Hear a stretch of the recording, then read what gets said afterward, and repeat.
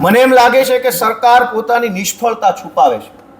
જો ગુજરાતની વિધાનસભાનું લાઈવ થાય તો સરકારમાં કેવા કેવા માણસો બેઠા છે, એની શું આવડત છે, એનો શું અનુભવ છે, એની શું માનસિકતા છે, એની કામ કરવા માટેની કેવડી દાનત અને કેટલી બદદાનત છે, આ બધો જ ખેલ કેમેરાના માધ્યમથી ગુજરાતની જનતા સુધી પહોંચી જાય એવું લાગે છે. અને એટલે પોતાની બદદાનત છુપાવવા, અણઆવડત છુપાવવા, તાનાશાહી ભર્યું વલણ છુપાવવા, કેમ કે ગુજરાતની વિધાનસભામાં ભાજપની બહુ મોટી બહુમતી છે, વિરોધ પક્ષોને ક્યારેક બોલવા ન દે, એમના પ્રશ્નો ઉઠાવવા ન દે, એ પણ ગુજરાતની જનતા લાઈવના માધ્યમથી જાણી ન જાય એટલા માટે લાઈવ બંધ કરવામાં આવ્યું છે. આજે મારે તો એટલું કહેવું છે કે અમેરિકાની સંસદ પણ ગુજરાતમાં લાઈવ જોઈ શકાય છે. દુનિયાના બધા કેનેડા, ઓસ્ટ્રેલિયા, જાપાનની સંસદમાં શું થાય છે, house of common, house of people, house of લોર્ડ્સમાં શું થાય છે એ અહીંયા જોઈ શકાય છે. પણ ગુજરાતમાં શું થાય છે આપણે નથી જોઈ શકતા.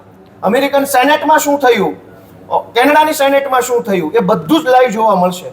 આખી દુનિયાનું કોઈ પણ બાબત લાઈવ જોવા મળશે. ઇવન ચંદ્ર ઉપર ગયેલા અવકાશ યાત્રીઓએ ચંદ્ર ઉપર શું શું જોયું એ પણ લાઈવ કેમેરાના માધ્યમથી જોઈ શકીએ છીએ.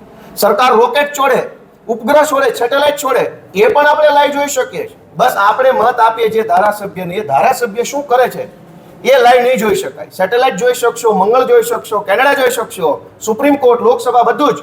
પણ ગુજરાતની વિધાનસભા લાઈવ જોવા માટે થઈને અમે જ્યારે માંગણી કરી તો ઉલટાનું અમને ધમકાવવામાં આવ્યા. અમને કહેવામાં આવ્યું કે આ તમે ખોટું કરી રહ્યા છો. અમે શું ખોટું કર્યું? ગુજરાતની જનતા જાણી જાય કે આ 182 ધારાસભ્યો શું કરે છે, એ જાણી જાય તો એમાં ખોટું શું છે.